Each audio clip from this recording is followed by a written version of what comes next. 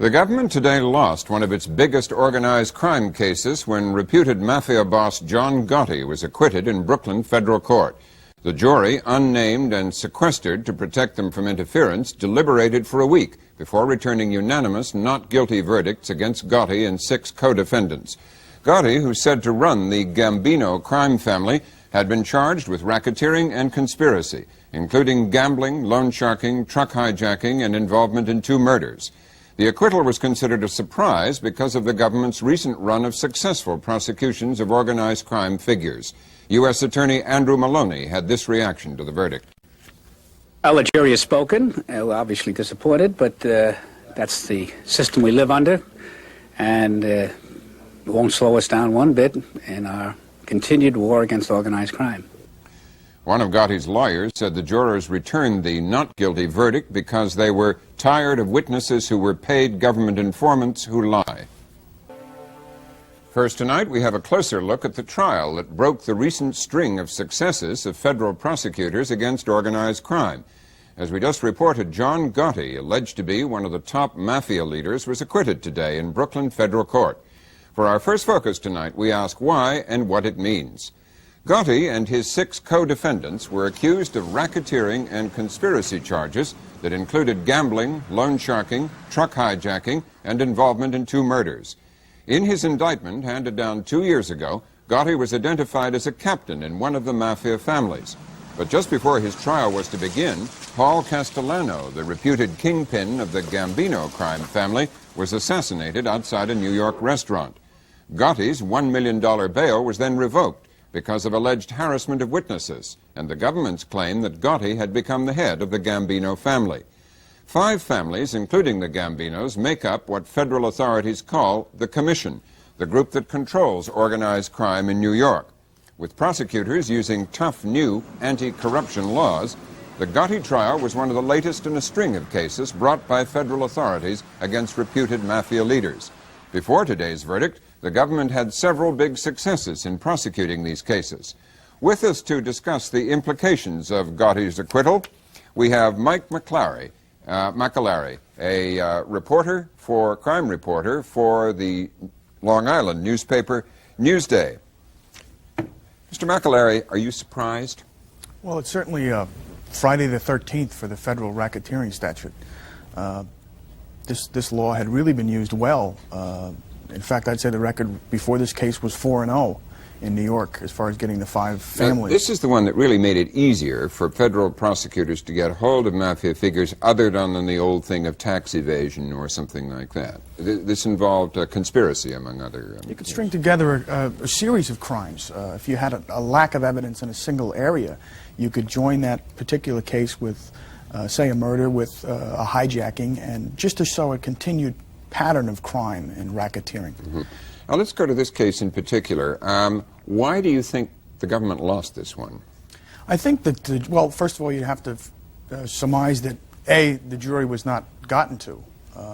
You're assuming it was not gotten to. Yes, let's assume that for the moment at least, that the jury was not gotten to. In the past, there have been charges and words to that effect that Gotti has intended to get into a jury and change their opinion on whether he's guilty or not guilty. But let's, for the moment here, let's say that this jury did in fact decide on the evidence that Gotti was not guilty.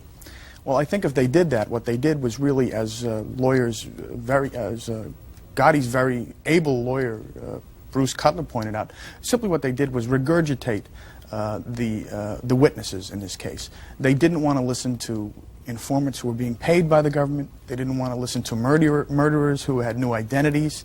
They didn't want to believe the people who supposedly at one time were in Gotti's circle and had then turned against him. And have been given new identities and are cooperating with the federal authorities. The jury didn't want to listen to them.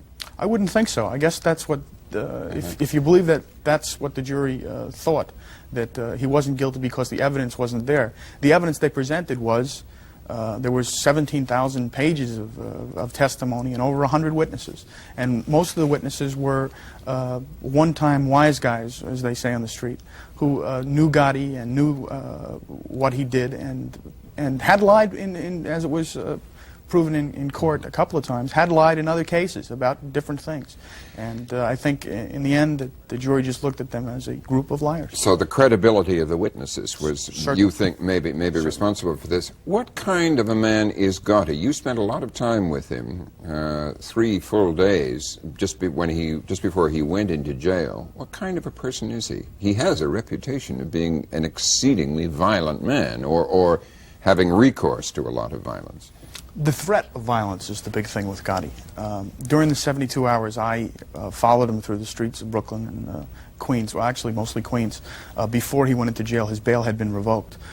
He was on his best behavior. He certainly wasn't going to do anything to get his bail revoked. I watched a man walk through the streets of Queens, glad-handing merchants, who was a friend to everyone. But also the stereotype, too. The natty dresser, the messing around with the boys, the walking down the block with the hands behind the back, visiting a place to get his hair cut on the street on 101st Avenue,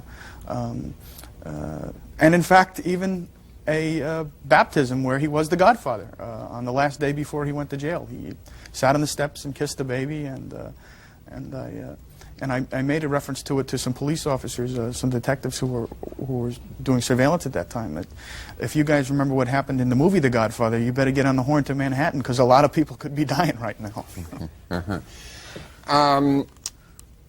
How big a setback is it to the federal run of successes that he has been acquitted? 4-1 is the record at this point with the 5 bosses and trials. They're still well ahead. Gotti will be indicted, I would imagine. What, they'll again. bring new charges, or bring the same charges again? They can't bring the same charges again. He's suspected of being the architect of the Castellano murder in December of 1985. The murder that, if he is now the head of the Gambino family, cleared the way for him. Cleared the way for him. Yeah. In fact, his brother, Gene, one of the other co-defendants in this trial, the FBI has information that Gene Gotti may very well have been on the street outside where Castellano was murdered. What is Gotti's future himself, you would say? You say he may have other charges brought against him, but what is his future as, what kind of a leader he is, and in what kind of condition is that group of the mafia in at the moment? Well, clearly the mafia is in trouble. The racketeering laws have really hurt them. They are continuing to move out of loan sharking businesses and the more violent businesses to the 3-piece suit businesses. Gotti is still a throwback to the old days. You know, he grew up in the Brooklyn streets. He's a reaction against the new white-collar mafia. Yes, I would guess so. Yeah. But Gotti is also an intelligent man. And if he realizes that if there is to be a war at this point, because some people did some things that, while he was in jail to consolidate their own positions, if he is to survive, he's going to have to bring peace. I would say at this point for the next 2 or 3 months, if we are to believe he is the godfather, he will have to consolidate his position, get a head count of soldiers, find the faithful, maybe forgive the unfaithful, although I do not know him to be a forgiving man. He's quite young compared to 45 years old. 45, and the other leaders are quite a lot older than that. He's the Dwight Gooden of organized crime.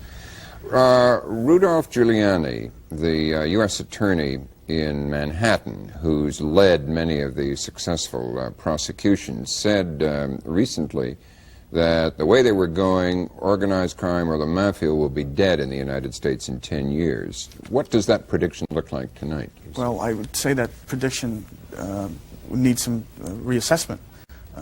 Maybe he should say which particular 10 years. I don't know if he meant the next 10 years, but in the next 20 years maybe. But as long as John Gotti is out there, and as long as people are willing to abide by his rules and believe he is the boss, organized crime is alive and well in New York and America.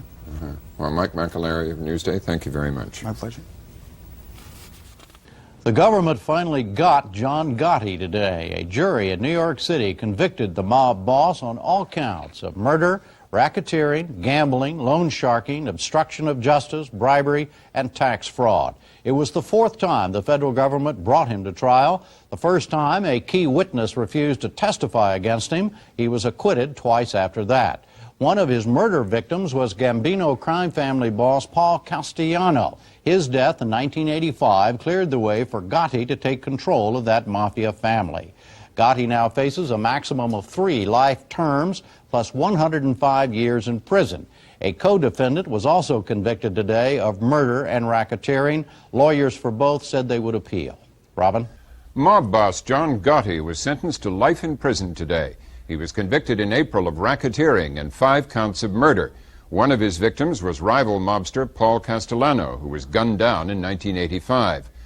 Outside the federal court in New York today, hundreds of Gotti's supporters broke through police barricades when they learned of the sentence.